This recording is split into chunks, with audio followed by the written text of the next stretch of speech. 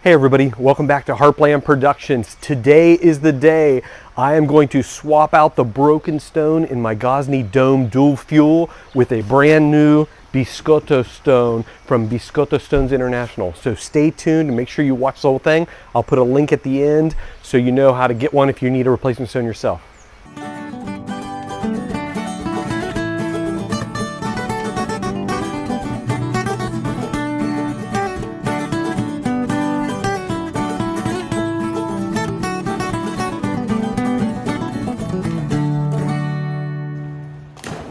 For those of you who are new to the channel, again, my name is Matt. I'm not sponsored or paid by any of these companies. They do typically send me the ovens to test and review, but I am not affiliated at all with them. I do show some products. I mean, I do tend to lean towards my Gozney ovens and my Pizza Party ovens because I think they're phenomenal quality and probably some of the best for the price. So today, as I mentioned, this is one of the original dual fuel Gozney Domes. It has multiple cracks in the stone, which I know a lot of you have had. I think the first versions of these had some issues with some quality control, and I think some of the way that they were packaged and shipped caused these stones to crack. So today I'm going to swap these out with a Biscotto stone from my friends at Biscotto Stone International, and I'll put a link at the bottom so you can reach out to them. They sell not only replacement stones for Gozney ovens, for Uni ovens, and many others. So I'm doing this video today for two reasons. I know a lot of you have reached out and put on Facebook, Instagram, YouTube, comments, etc. that you have cracked the stone on your Gozney Dome, or it's an older oven, you've cracked it, it's out of warranty, and you don't want to just throw it away because it's a great oven, but you want to replace the stone. So step one of this, or part one of this, is basically showing you how to replace it if you broke the stone. Another good reason is you want to try to upgrade it with, this has a kind of the typical manufactured stone, quarter light stone that is a great stone. They're very durable, but there are some limitations for making good quality Neapolitan pizza. So the Biscotto stone is, in my opinion, a little bit better stone. It is more fragile and it has a more tendency to crack and break.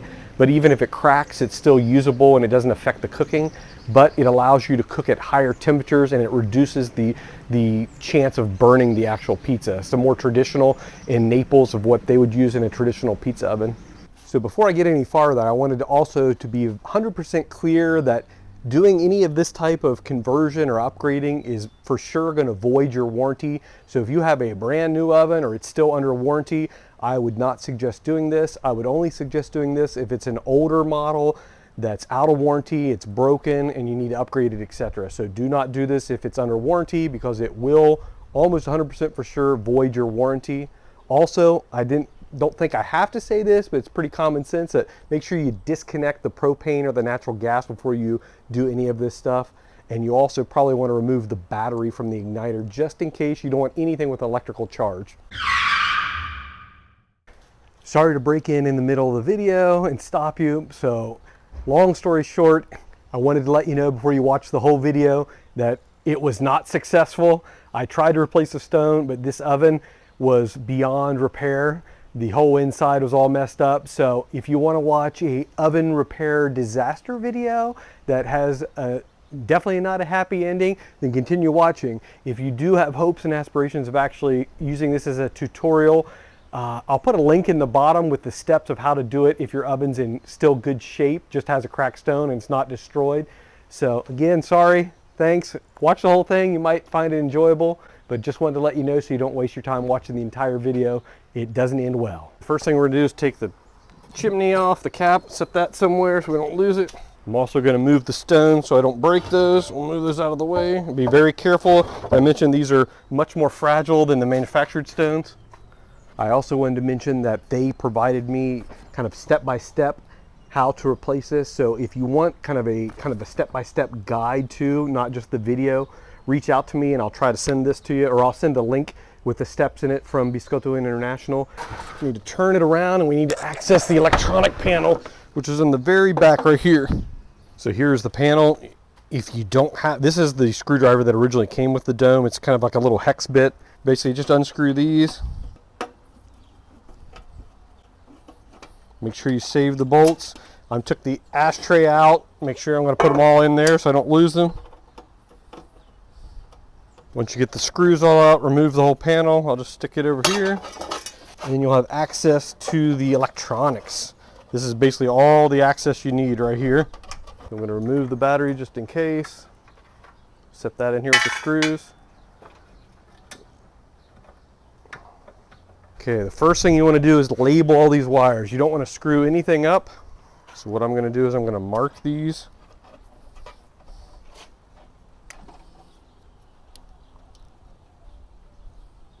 I'm going to number them. I don't know if you can see that. I basically, with a Sharpie, it's kind of hard to tell, but I labeled those 1, 2, 3, and 4. Then I'm going to take some tape and mark each one of the wires too, so I make sure I keep them organized. So you can see I put a little number 1 on this one.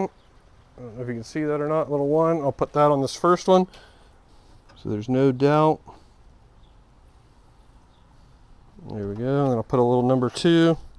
So you can see this. I disconnected all this. I have 1 through 4 labeled at the bottom, and then I marked all these 1 through 4 too, so I know exactly which one's which.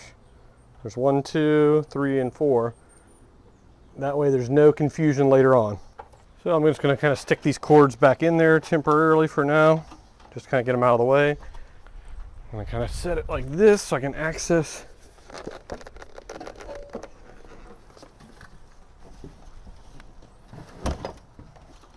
Now they also recommend to take these straps off. I like to leave them on in case you ever need to move them. So for me, I keep these on. The instructions when you buy the dome always say to remove them. So I'm going to get a crescent wrench or a socket set and remove these 4 bolts. Here are the bolts. There's 1, 2, 3, and 4. Basically right by the little rubber legs, the silicone legs, there's 4 bolts. We're going to remove those to basically separate the bottom from the top of the oven. Another thing, I'm not going to loosen these all the way. I'm just going to loosen a little bit because I don't want this to separate while it's sitting like this. So I'm going to just turn this. This is kind of flexible, so I'm going to turn it a little bit with my hand to get this out of the way. And it takes a 1/2 inch crescent wrench or a socket set, whatever. I'm using this just because I have a little more control.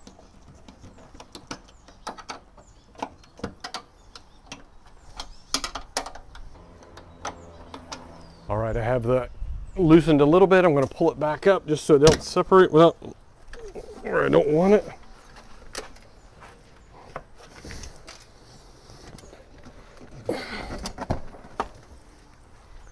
Now I'm going to find something to wedge underneath it. Definitely easier to do this with 2 people.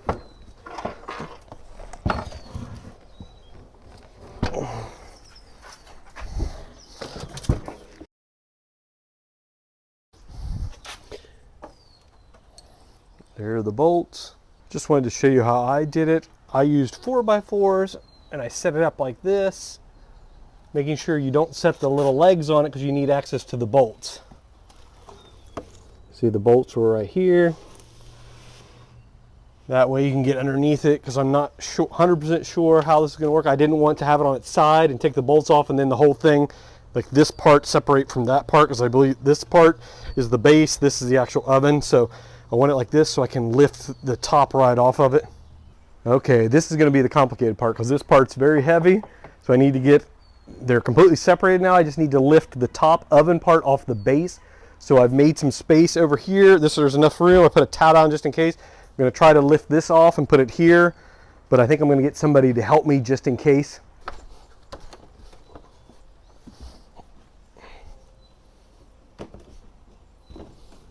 I think this is going to be the easiest way. There's no easy way to do this. Oh, whoops.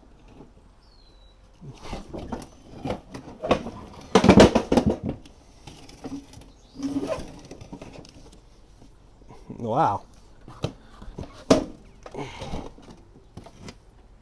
What a mess. Now I know why the stone broke. There's water and all kinds of moisture in there. Wow, I definitely wasn't expecting that. What a mess in there. There's water. It had evidently, being outside for the last few years, it had absorbed lots of water. It had been covered, it had been taken care of, but it somehow got water in it. So everything underneath, the reason the stone's wet in about 4 different pieces, and then kind of the The insulation and the subflooring underneath the stone it's soaking wet and just in tons of different pieces. So that's definitely why the stone cracked, because all that moisture underneath it built up and it absorbed all that moisture. This is soaking wet, literally dripping. You can see the water. This is one of the original Gozney domes that were shipped to the United States. They've made a lot of improvements over the newer models. So if you're going to be buying a new dome, I would not worry. All these issues were resolved. So a lot of people go, oh, what about the stone cracking? I think that's been there, done that. They fixed all that. They fixed the shipping. They fixed all of the issues. So this only happened on the very first kind of the original launch models that went out a few years ago. I'm not 100% sure I'm going to be able to actually replace it, because the stone was going to go on top of this. But it may not be even fixable.